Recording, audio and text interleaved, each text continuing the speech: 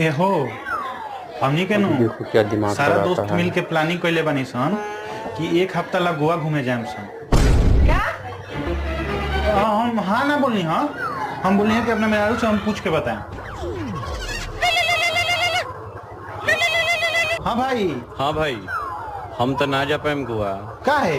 अरे यार हम का बताई, हमार मेहरारू एक नंबर के चुड़ैल कहीं हम जाए कि कहे नहीं ना तो लागे ले हमरा से लड़े झगड़ा करे। लेकिन तोर तो ठीक बा भाई, भाभी जी तो मानिए गल हुई साक्षात लक्ष्मी बारी उनका जी सम देवी तो पूरा संसार में नहीं खे भाई। ठीक बा भाई, ते एंजॉय कर। ठीक बा ठीक बा रउआ जा सकत ना। ठीक बा।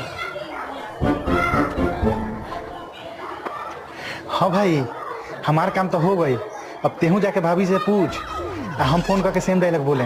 हाँ हाँ ठीक है।